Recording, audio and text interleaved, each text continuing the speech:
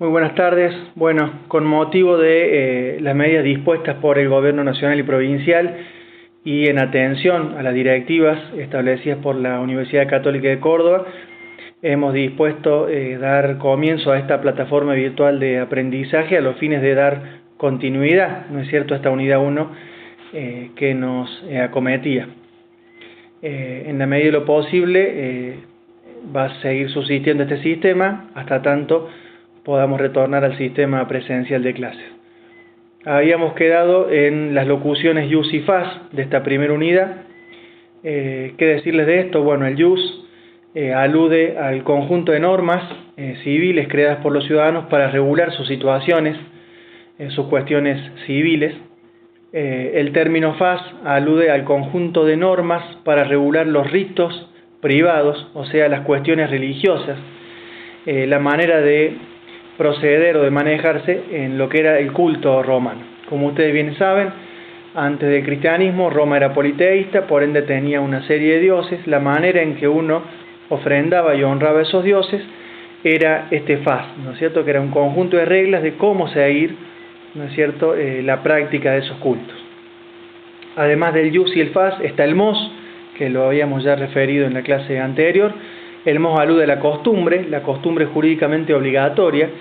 Lo que ha vuelto obligatoria la costumbre es esa repetición concatenada de actos, ¿no es cierto?, con la sencilla convicción y conciencia de que son obligatorios. Además del JUS y el FAS está la justicia. Esta justicia se relaciona un poco con ese tercer principio fundamental del derecho romano que ya vimos, que se adjudica a Ulpiano, el dar a cada uno lo suyo.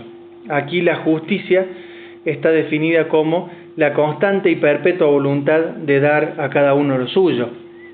La constante en el sentido de aplicar la misma norma, ¿no es cierto?, el mismo sentido para todos los justiciables, para todos los ciudadanos.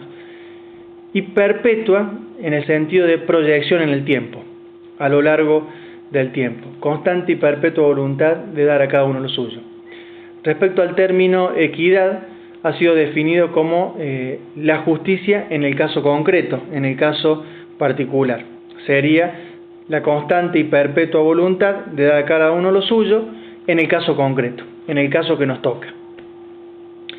Jurisprudencia. El término jurisprudencia ha sido definido, a diferencia de lo que hoy en día, ¿no es cierto?, tenemos entendido por jurisprudencia, como conocimiento de las cosas divinas y humanas, ciencia de lo justo y lo injusto.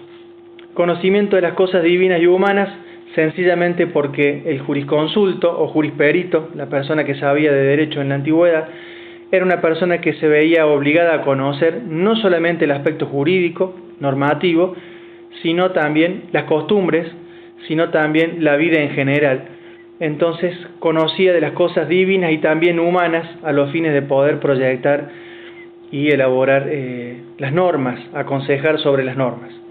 Ciencia de lo justo y lo injusto porque también, obviamente, se debe conocer qué es lo que corresponde para cada justiciable y qué es lo que no, ¿no es cierto? Entonces esa es la razón por la cual se define la jurisprudencia como conocimiento de cosas divinas y humanas, ciencia de lo justo y lo injusto.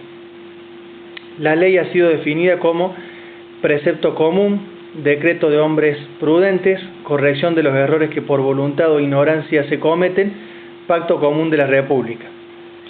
Decreto común por ser una norma aplicable a todos los ciudadanos, al populum, a todo el pueblo romano.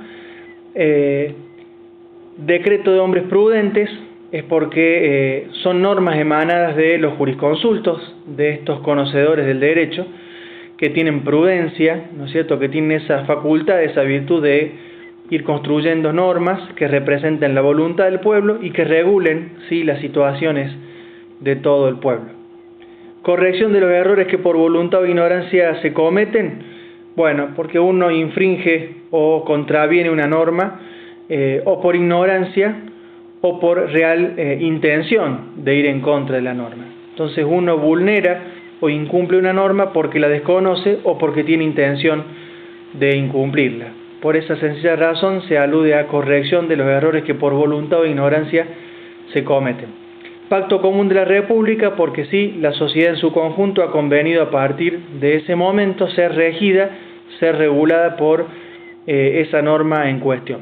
Por eso es que se habla de Pacto Común de la República. Esta ley ha sido clasificada en dos sentidos. Se habla de ley dada y ley rogada.